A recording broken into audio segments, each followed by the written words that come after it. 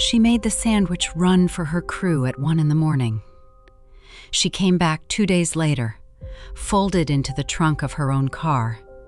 Susan Taraskiewicz was 27, the first woman to run the ramp crew at Boston's Logan Airport. Beaten, stabbed, left in a body shop lot in Revere. That was 1992, 34 years later. No one has been charged, and a coworker had given her a name, the Rat.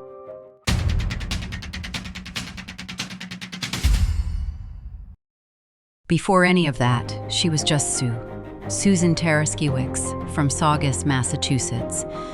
A young woman who liked fast cars, who fixed her own engine, who took a job most of the men around her thought was theirs by right. The ramp at Logan is the world under the planes. Bags, freight, mail, fuel. All of it moving in the dark while the city sleeps. It is loud, it is cold. And in 1992, it was almost entirely men. In February of that year, Northwest Airlines promoted her to crew chief. Ramp supervisor, the first woman ever to hold that title at the airport. 27 years old, and now she was the one giving orders to men twice her age. Some of them did not take it well. There had already been complaints, friction over who got which shift, who answered to whom. Susan kept showing up anyway. What she did not know yet was that the resentment around her was about to collide with something much larger and much more dangerous, moving through that same airport.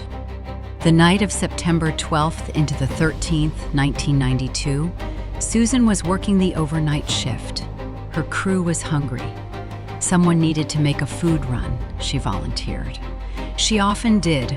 Around midnight, she got into her car, a sky blue Toyota Tercel, and pulled away from the terminal to pick up sandwiches for the men she supervised.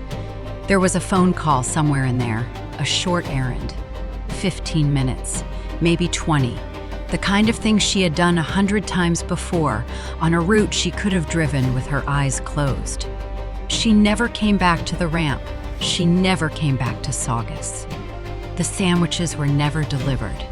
And for 36 hours, the people who loved her had no idea where she had gone. On the morning of September 14th, a manager arrived to open an auto body shop on Route 1A in Revere, just north of the airport. There was a sky blue Toyota parked outside that did not belong there. It was Susan's car, and when they opened the trunk, she was inside. She had been beaten, and she had been stabbed several times. The medical findings were specific in one way that mattered. There was no robbery, and there was no sexual assault. Whatever this was, it was not a stranger looking for a wallet. Investigators came to believe she had not been killed there. The car with Susan in the trunk had been driven to that lot and left like a message anyone could read. Someone wanted her found. Someone wanted her found exactly like this.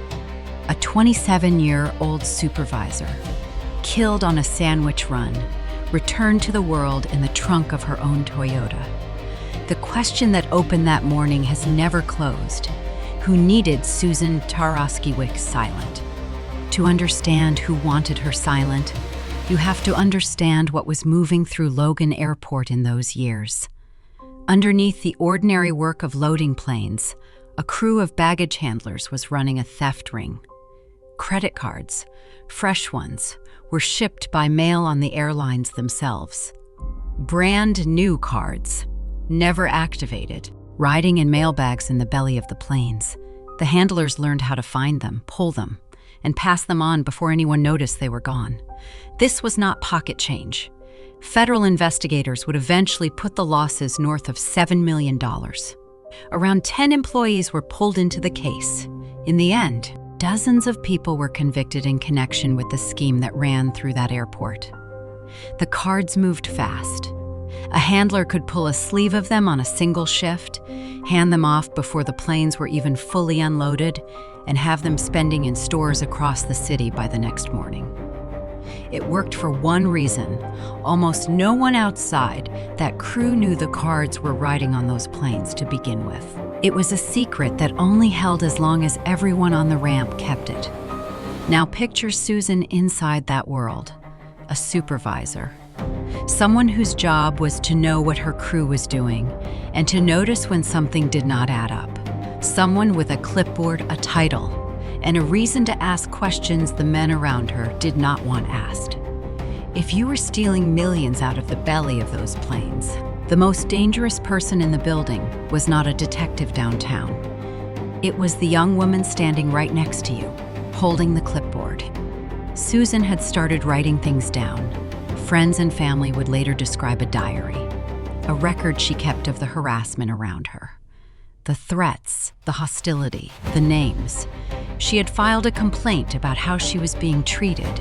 She was building a paper trail, and inside the crew, a word started to follow her: informant, rat. The fear that Susan, the supervisor with the clipboard and the diary, might be the one who would talk to investigators about everything moving through that airport. Years later, that word surfaced in a place no one could dismiss, in a federal courtroom in the prosecution of the credit card ring. The record reflected that one of the baggage handlers had, in front of another man called Susan the Rat. That same man was convicted. He went to prison. But here is the part that has haunted this case for more than 30 years. He was convicted only of the credit card scheme. He was never charged in Susan's death, and he denied having anything to do with it. In the eyes of the law, her murder still belongs to no one, so the record holds two facts at once. A coworker called her the Rat, and the people who investigated her killing have never been able, or never been allowed, to turn that word into a charge. How does a case like this stall? On paper, it looks almost solvable. A small closed world, a limited number of people with access to that car, that crew, that night, a motive sitting in plain sight. But a closed world cuts both ways. The same small circle that might hold the answer is a circle where everyone knew everyone, where loyalties and fear ran in every direction, and where a single agreement to say nothing could hold for decades. Witnesses moved on. Memories aged. People who might have spoken in 1992 grew older, and some of them died. And the one name that kept circling back through investigators' files was a man who had already been to prison for the fraud and walked away from the murder untouched. To one person, that was never just bad luck or a hard case. To one person, it looked like something worse. Like a door that someone, somewhere, had quietly decided to keep shut. That person is Marlene Taraskiewicz, Susan's mother. And for more than 3 decades, she has refused to let her daughter become a closed file in a basement. Marlene has said plainly and for years what investigators have been more careful about. She believes Susan was killed because of what she knew, because of what she might have told a grand jury about that airport. And she believes the case was not just unsolved, but covered up. That for years the truth was deliberately kept from coming out. That is her belief, her allegation, not a finding any court has made. No one has been charged with a cover-up, and the official position has always been simpler: an open, unsolved homicide. But it is worth sitting with what it means for a mother to spend 30 years saying her own daughter's murder was buried on purpose. She read Susan's diary. She knows the names her daughter wrote down. And every September, when most people have long since forgotten, Marlene is still there, still asking the same question into the same silence. Why is the man who called my daughter a rat free and my daughter in the ground? There is one number in this case that refuses to die: the reward. It started small, $10,000 in the months after the murder. Over the years, as the silence held, it climbed. $50,000, $100,000, and finally $250,000 for information that leads to whoever killed Susan Taraskiewicz. That reward came from Northwest Airlines, the company Susan worked for. And here the years did something strange to it. In 2008, Northwest merged into Delta. The airline Susan worked for stopped existing as its own name. A reward can quietly disappear in a merger like that. Marlene did not let it. She went and got it in writing. Confirmation from Delta that the $250,000 reward first set years earlier was still in effect, still real, still waiting. Think about what that means. $250,000 has been sitting on the table for decades.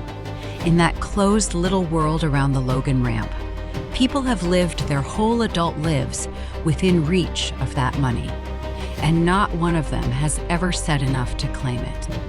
This is not a story that ended in the 90s and got dusted off for a documentary. The case is open right now. The Massachusetts State Police have come back to it again and again, decade after decade, asking the public for the one call that breaks it.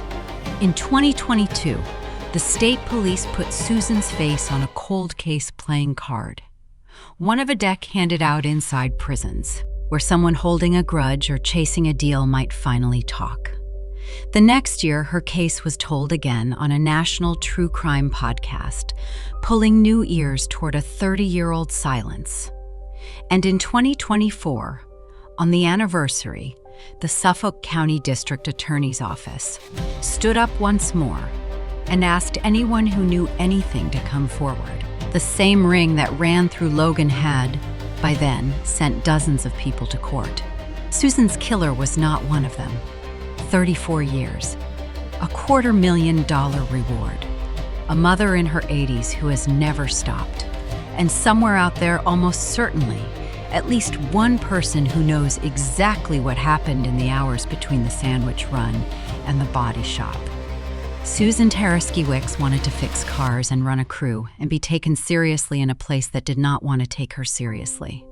She did her job. She made the food run, the way she always did, for the men who answered to her.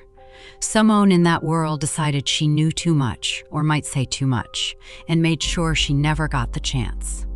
And then that same world closed around the secret and held it, through a federal case, through a merger, through a reward that could change a life, through a mother who has spent 30 years knocking on the door. Her body came back. The truth never did. The reward is still on the table. The case is still open. And the tip line the state police gave out is still ringing in an empty room, waiting for the one voice in that closed little world that finally decides Susan was worth more than a secret. 4 years after a young woman left to pick up sandwiches and came back in the trunk of her own car, the only question that has ever mattered is still hanging in the air, unanswered. Who killed Susan Taraskiewicz, and who's been keeping quiet ever since?